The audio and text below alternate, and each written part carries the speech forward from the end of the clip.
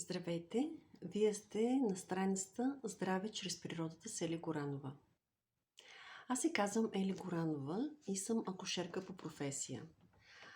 Днес искам да ви споделя нещо от моя живот, през което преминах и да ви споделя и начина, по който вие самите може да преминавате през подобни ситуации, да знаете че имате изход и да знаете как да излезете от здравословното състояние. В съвремието много е наболяла проблема на съвременната българска жена, проблема с щитовидната жлеза.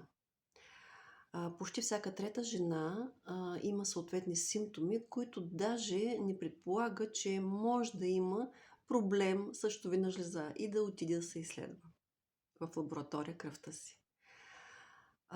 Кои са симптомите за хипофункция на щитовидната жлеза? Да, проблемите на щитовидната жлеза се делят на няколко вида. Едното е хипофункция, това е намалена функция на щитовидната жлеза.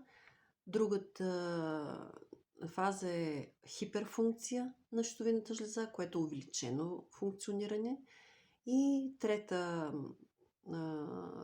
стадия, което е Хашимото. Това е възпаление на самата жлеза. Аз лично преживях хипофункция, намалената функция на щитовидната жлеза. Защо на нея искам да се спра? Защото тя е по-характерната и често срещаща се ситуация при жените. Кои са и симптомите на намалената функция, хипофункцията на щитовидната жлеза? Това е косопат, липса на енергия, бърза и лесна умора, запек, суха кожа. Впоследствие може да имаме задържане на течности, проблеми с килограмите, наддаване, проблеми с паметта, нарича се мозъчна мъгла, завишен холестерол, суха кожа, проблеми с цикъла. При хипофункцията е изключително обилен цикъла.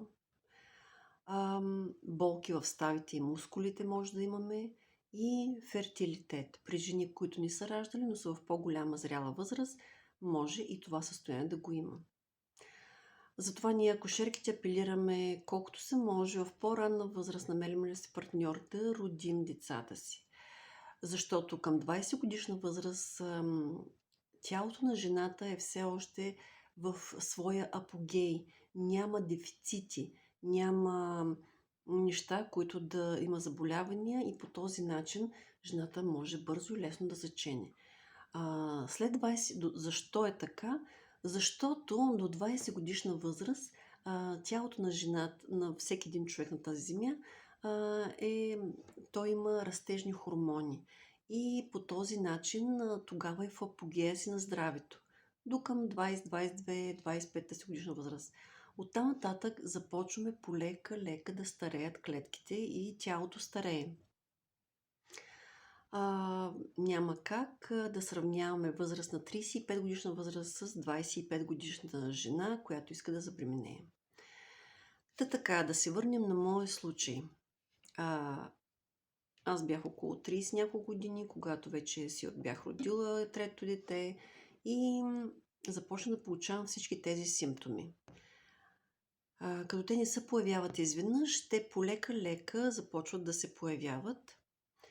Но тези симптоми, ви казвам, не бива да изпитва никой от нас. Затова ще се опитам да обясня какво точно представлява състоянието на щитовидната жлеза и какво да направим така, че да останем здрави. И така, кои са причините, за да достигнем ние жените, особено след ражданията, до това състояние? Една от причините е поради това, че бебетата, които сме износили, или бебето, може да е само едно,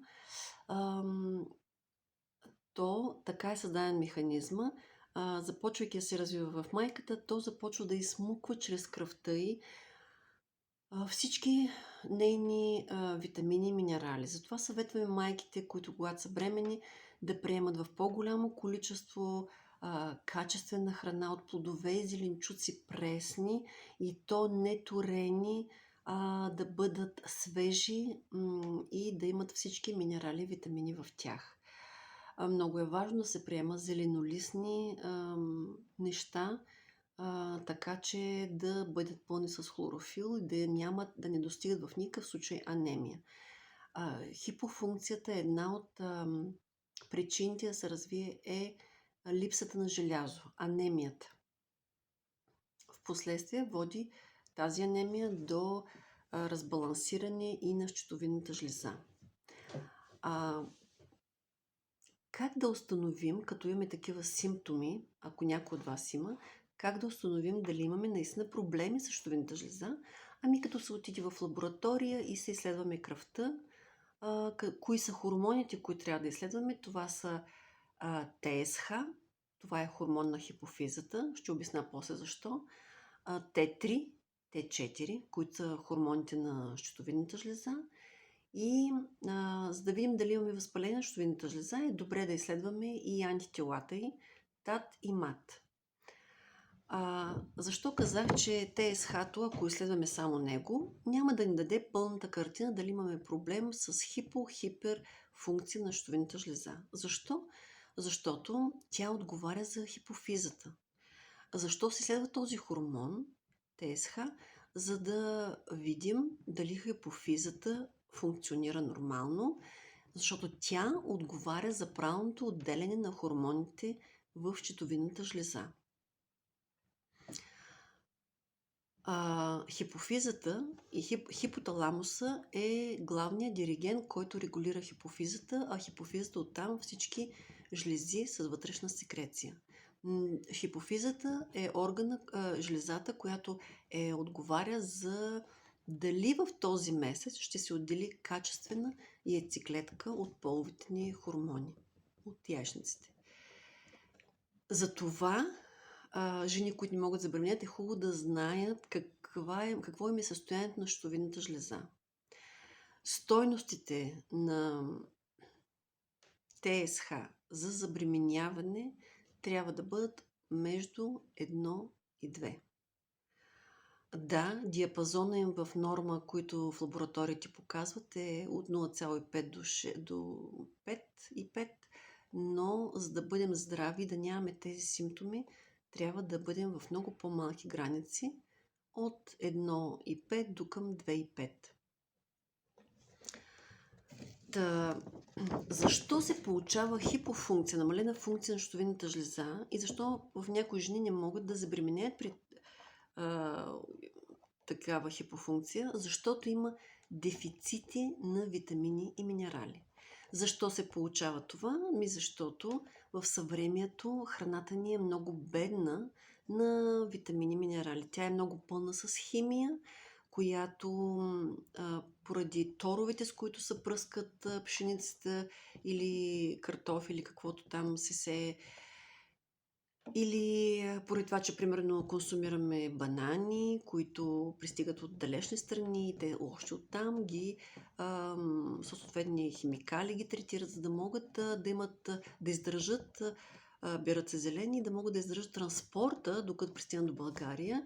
И така ние обаче, консумирайки вътрешността на банана, до него е достигнала и химията от тези химикали, които обаче те не изчезват така някакси, а те, приемайки тази храна, те полепват по нашите черва и правят нашите черва пропускливи.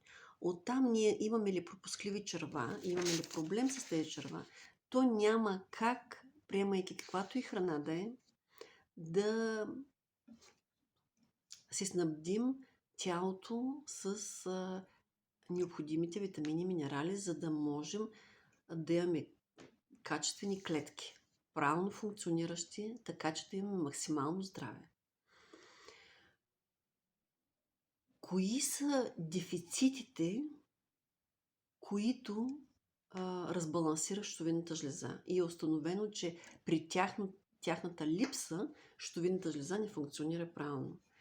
Това са витамин А, Е, С, Д, омега-3,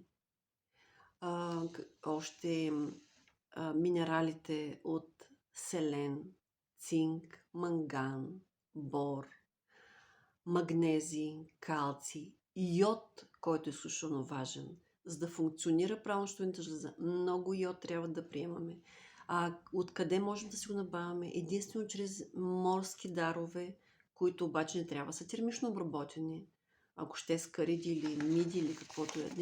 Термичната обработка, всяка храна, минала термична обработка над 40 градуса температура, тя просто унищожава всички ензими, минерали, витамини, и затова ние няма как да не бъде гладно нашето на клетъчно ниво тялото ни.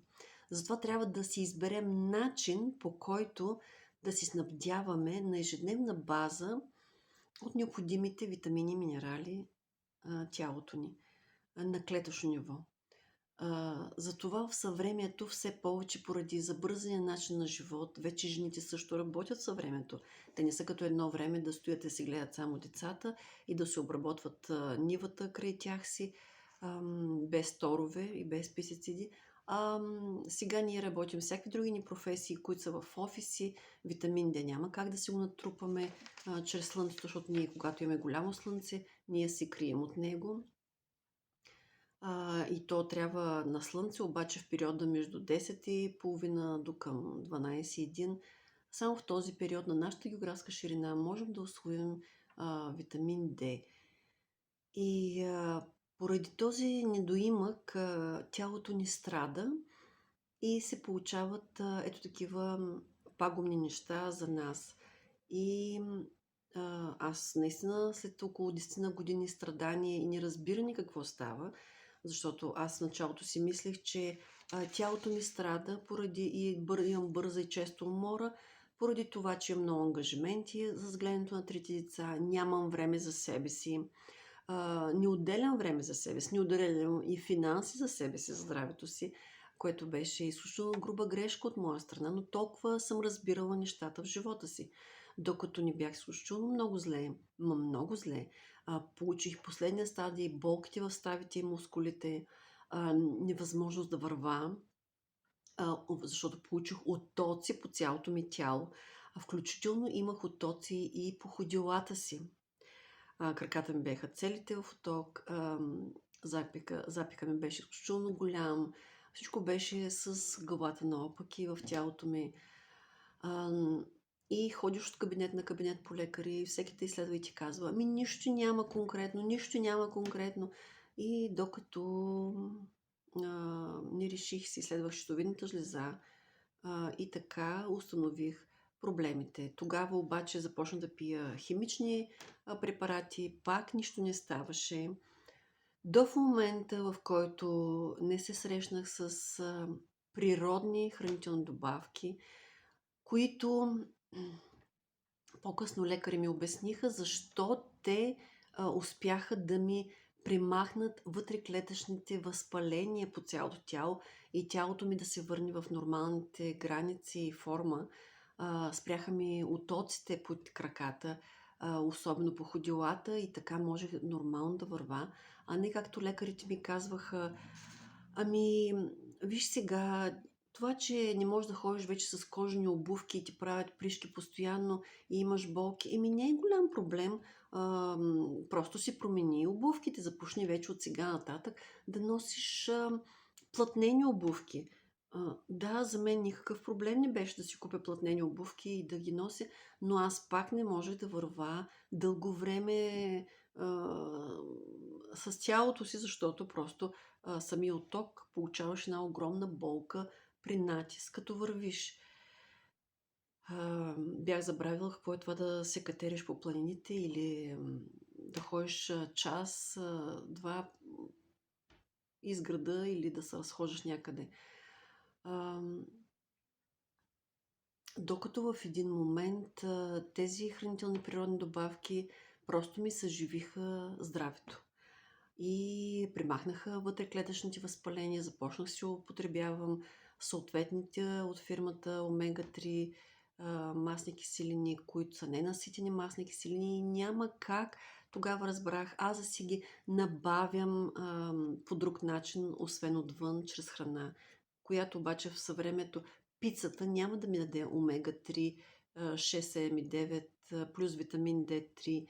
Няма да ми яде тези неща. Пицата, дюнера или тутманика или супата даже. Няма да ми ги яде тези неща. Трябва да е свежа, прясна храна, плодове и зеленчуци, без торове. Това е, което иска да ви споделя, и ако някой има интерес, има желание да разбере какви са тези природни добавки, как може той самия, ако има такива симптоми, да ме потърси, да се чуем на консултация, на личен разговор, какво може да направи, за да може да премахне тези състояния на бърза умора, оттоци по краката, по ходилата, невъзможност да върви. Потърсете ме, аз ще ви отговоря и така ще си възстановите вашето здраве, което е най-ценното богатство на тази земя в момента в съвремието ни. В съвремието ни, искам да ви кажа, вече не се гордеем и не се борим, съревноваваме кой колко коли има, какви видове коли, коя била по-нова от нова и колко къщи има. Борим се вече и се сравняваме кой колко е здрав. Това е изключително голям проблем и бич в съвремието ни. Това е, което исках да ви споделя. Лека вечер от мен.